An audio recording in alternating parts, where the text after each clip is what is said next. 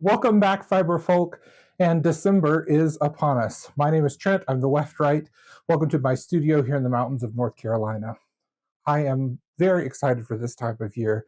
I will admit I'm a little bit of an old-fashioned medievalist, and I usually don't decorate until closer to Christmas, but I thought it would be fun to make some things with my knitting equipment, and in particular my LK150. What you've probably seen in the thumbnail that I'm making today is a little tiny Christmas tree. And it's a scrappy Christmas tree is what I'm calling it, because it's made out of things that I already had around the house. The base of it is an empty yarn cone, which is very common for weavers and machine knitters. The yarn is leftover cheap acrylic yarn from a stocking that I knit for my new niece. And the rest of the materials were things that I had around the house, like paint, and I used a few craft items, like a hot glue gun, things like that. So it's a really simple project to make. I think it's really adorable. It was inspired by some things I saw online. In fact, one thing which used the dragon stitch or the crocodile stitch to create the points of a Christmas tree. And while it is easy to do those stitches, they take a long time because it's all tiny little short row sections. And I just wanted this project to be fun and quick. So I came up with a really easy I-cord trim that makes this project go together in a snap. So I'm going to get into it because this video is rather long, because it is an involved process, though a quick process. And I don't want to hold you back any further, but do stay tuned for the end of the video where I have some tips about other ways that you can embellish and finish and make this little crafty tree. The first step in the process is getting your empty yarn cone and getting the measurements so you know how much trim you're going to need to make. So I'm going to use inches because I'm in the United States. I'm going to start the very base and wrap. Then I'm slowly going to start to angle, overlapping just slightly. I think my trim is going to be a little bit less than an inch.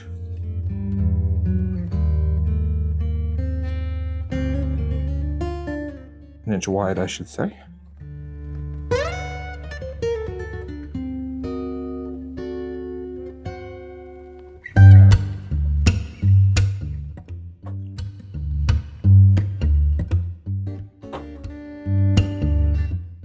Alright, my trim needs to be about 60 inches, but I'm definitely going to knit some extra.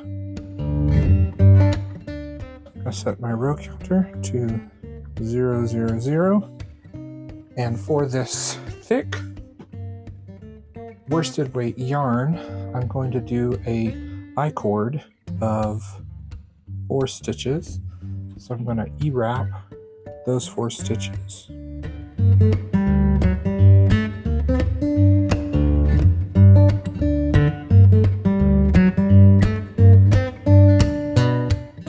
Load my carriage.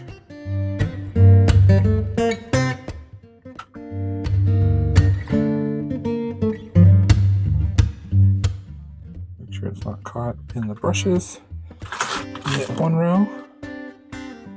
Bring those needles forward. Then another row. Make sure they fully knitted off. Now it's time to add my claw weight. Here's a cat joining us. Hey Ali, you ready for some Christmas decorations?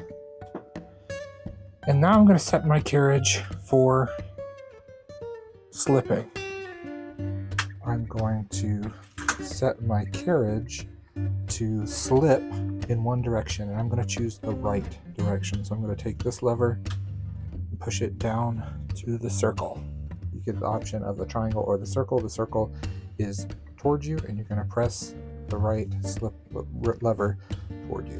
I'm going to slip on the right side. I'm going to slip. So I have knitted in the left direction and slipped in the right direction. So that's 1, 2, 3, 4, 5, 6, 7, 8, 9, 10, 11, 12, 13, 14, 15, 16. And this is our first pickup. All right, so we're going to find where we first started the I-cord, which is right there. And we're going to pick up 2 of the side stitches, and we're going to place them on the right 2 needles. Oop, it's not quite open. There we go, the right 2 needles.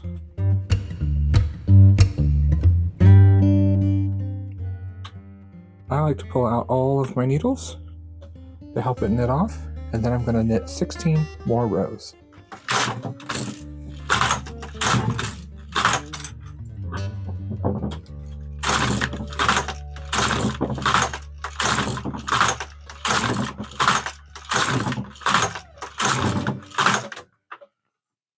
And now it's time to pick up again.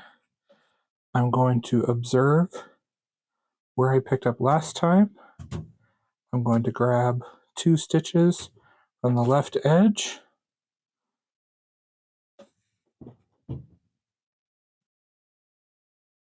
Hang those.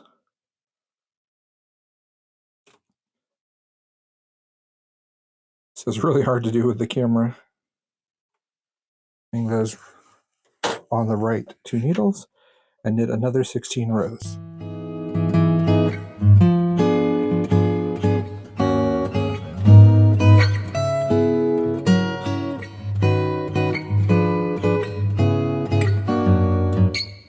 Now when your weight gets almost to the floor, we want to take it off and let the knitting hang naturally.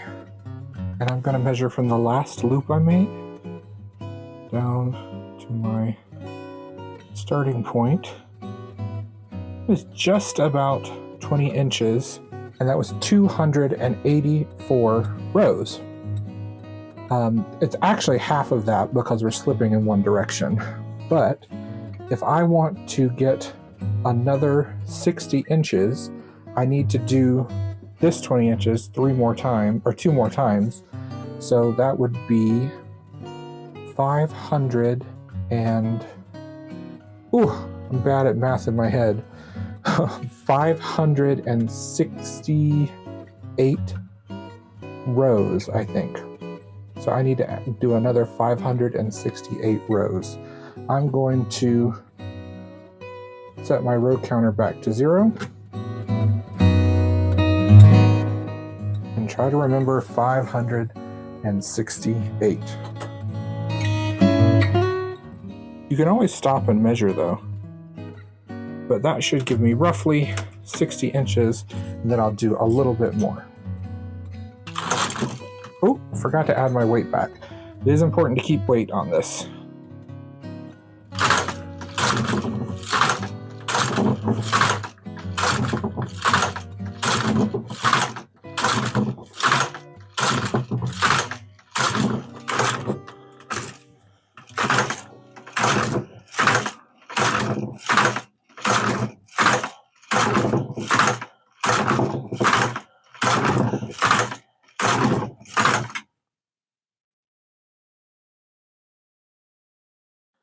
Now, if you have your machine on a table, it should work a little better than this. This tilt stand doesn't have a lot of mass to it.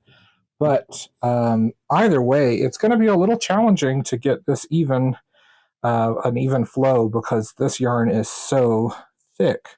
Worsted weight is not ideal for the LK150, but it is readily available, which is why I wanted to use it.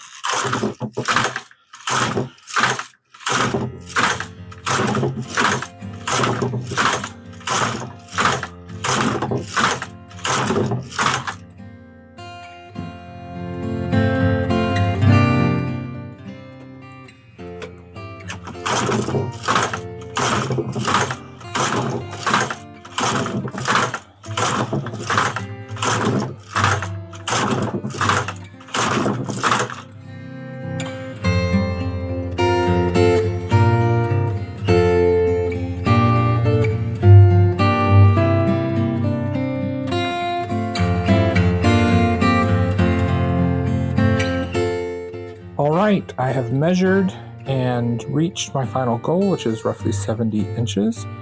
And now I need to finish this off in such a way that I can unravel it if I have too much.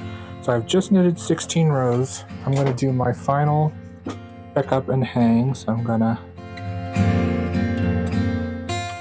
pick up 2 stitches, hang them on the right, and I'm going to knit across, slip back, and I just cut my yarn.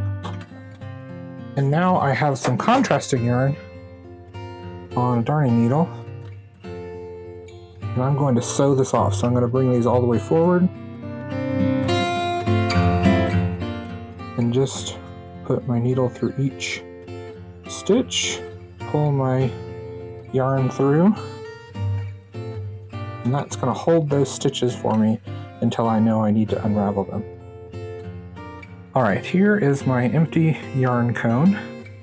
This is actually from a TAM 3-ply, very common machine knitting yarn. I'm going to start from the cast on edge and just check out to see if I have knitted enough.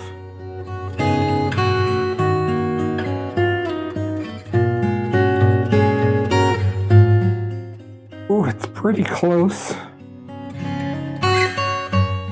but I'm seeing a little bit of gapping, so I think I'm going to knit just a little bit more. Alright, if you're like me and you need to knit a little bit more, you are in luck, because all you have to do is pull out your 4 needles, and you have your live stitches held on this yarn.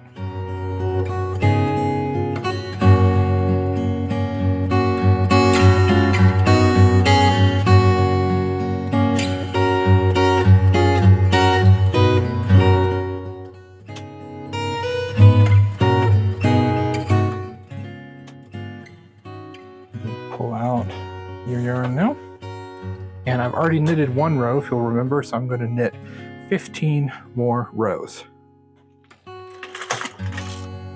3, 4, 5, 6, 7, 8, 9, 10. I'm going to go ahead and hang the weight. 11, 12, 13, 14, 15, 16. Then we're going to do our regular hang. Pick up 2 stitches on the left side, hang them on the 2 needles on the right.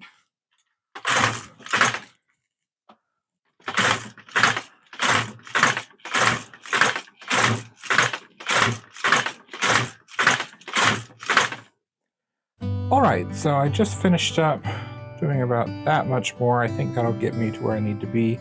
And then I've got the 2 yarns from where I joined on, and I am going to be a bad knitter. Instead of weaving it in, I'm literally just going to cut it, because it's all going to be hot glued anyway. So I'm going to cut it I'm going to tie it and cut it off with a square knot. And that's going to be just fun.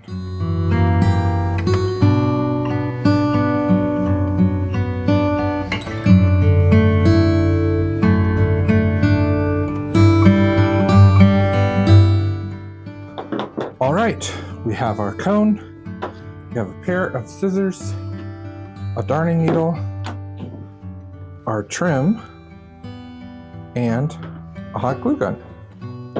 We're ready to begin. We're going to start with our cast on edge.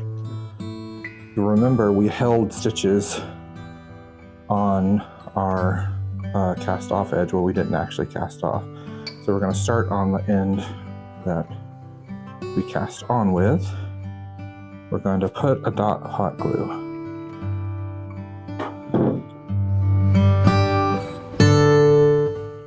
Now, I'm going to put this right over where the yarn tail starts so that I can trim it off, because I don't want anything to go underneath the cone so that it sits nice and level. And now I'm just going to start winding it around. It's that simple.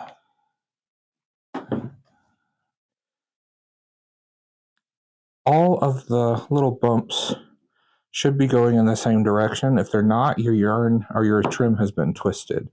So you need to untwist it. See, like right there, it's twisted. I'm going to untwist it.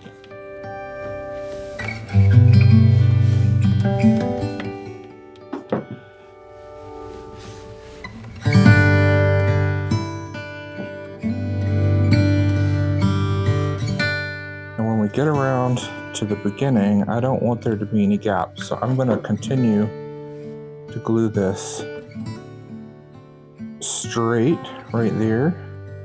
And then I'm going to do a little jog so that it comes up. That way there's no gap right there if we did a true spiral.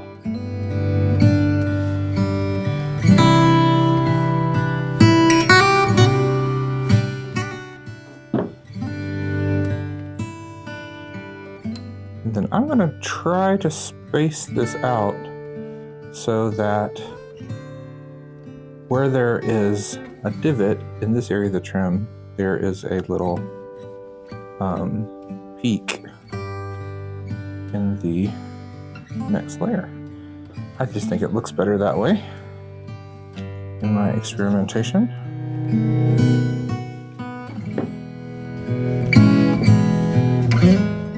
And you simply do that by kind of squeezing it a little bit to get it where you want it to be. I want to shout out to my friend Carrie who let me borrow her glue gun. I could not find mine after the move.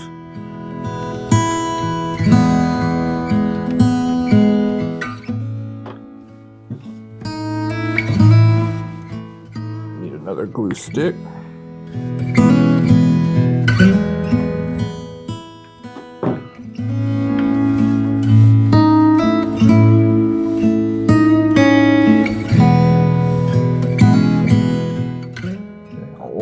Of cobwebs.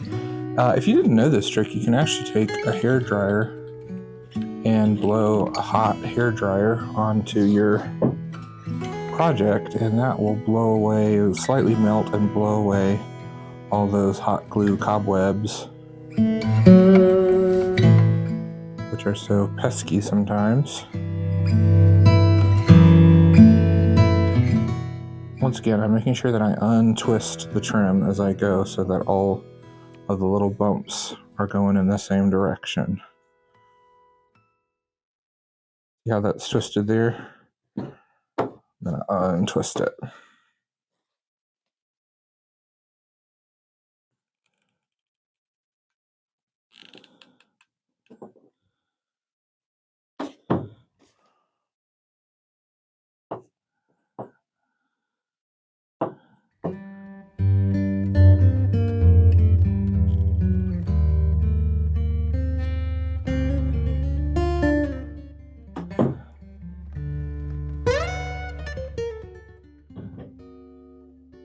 Much as possible, I'm still trying to stagger my peaks and valleys.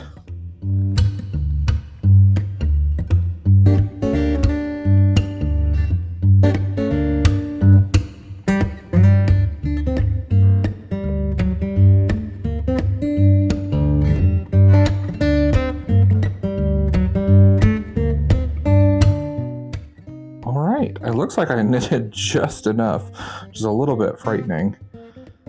So what I want to do is take my yarn tail. Well, I've actually left very little yarn tail, so what I'm going to do is go ahead and thread the 4 loops that are live. They're being held by this white yarn. I'm going to thread that onto the needle, then I'm going to thread the yarn tail onto the needle, pull that through, secure those stitches. I can now pull out my waste yarn, And then I'm just going to run this through a few more times.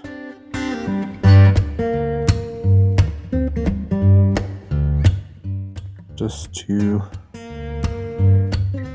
secure it. It'll also be glued down, so it shouldn't be that big of an issue. And I'm leaving just a little bit of space at the top because I'm going to glue a jingle bell to the top to be kind of my tree topper.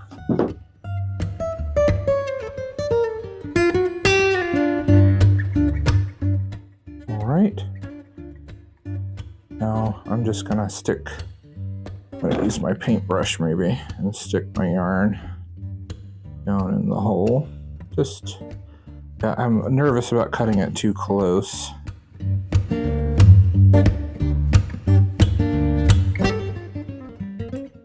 All right, so we've got our cute little Christmas tree. Just need to get my jingle bell, which I don't know where it's at. Let me go look. All right, have my jingle bell, have my glue gun, have my tree. I'm going to put a pretty big dollop of hot glue. Whenever you're gluing something metal or glass with hot glue, you need to compensate for the thermal mass of the metal absorbing some of the heat. You want to put plenty on there. And then I'm going to smooth it out with my finger. I know it sounds scary, but I'm going to lick my finger and I can smooth out the hot glue without burning myself.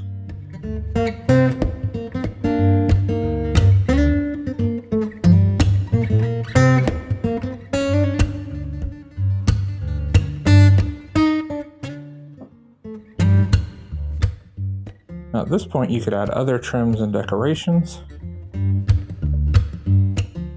I was wondering what I could stick on here, and I think a really fun idea would be to do earrings that have a hook back. You could hang that on during the holidays, and that would be really pretty. I don't have a collection of earrings, but what I do have is these colorful stitch markers for my hand knitting. So I'm just going to put a few of those on the tree to see if I like that.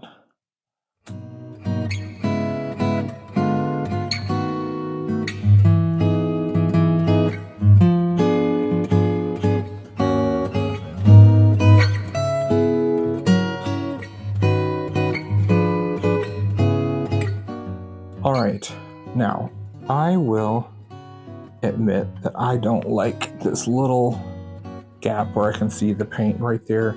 So I'm just going to take a little bit of scrap yarn and some hot glue. Probably should have knitted this just a few more inches.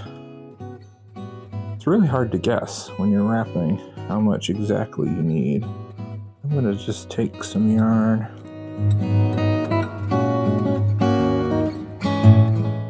and wrap that.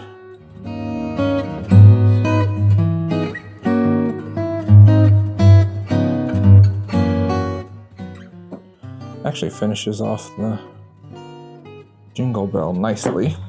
Just gonna lick my finger and smooth that out.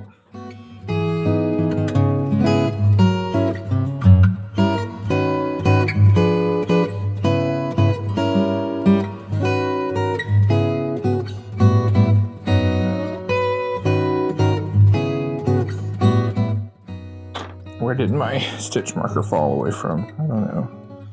Let's put him right there. All right. There is my little Christmas tree stitch marker holder made out of scrap yarn and a scrap yarn cone.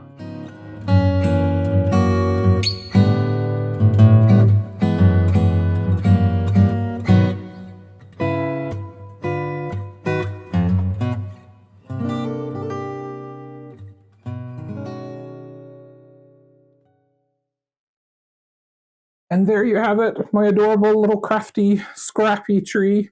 I'm so happy with it. I will say that if you don't have a yarn cone, which some of you may not have one, if you have an LK150, a lot of people buy craft store yarns. which is the yarn I used in this product, and it doesn't originally come on a cone. I wound mine onto a cone. You can just use a styrofoam cone that you get at the craft store, but instead of hot gluing it on, you can use dressmakers or quilters pins and just pin the trim all the way around the styrofoam. So it's another easy way of doing it, and it also means you don't have to worry about using hot glue. I will say that the LK150, as mentioned earlier, doesn't really like to knit with this acrylic yarn. And to get a stitch that I was happy with, I had to use tension 9. I'm sorry I didn't mention that earlier, but I used tension 9 on the carriage, and I used tension 5 on the mast. So it will work. It just takes a little bit more of a struggle. I hope you enjoyed this project. I have some more holiday and exciting projects yet to come. Please stay tuned, subscribe if you can. It really means a lot to me. I get so many great comments. I'm already starting to feel like I'm a part of a community, and I want you to feel like that as well. So from me, the Weft Wright, to you, stay warm and stay holly and jolly. Bye.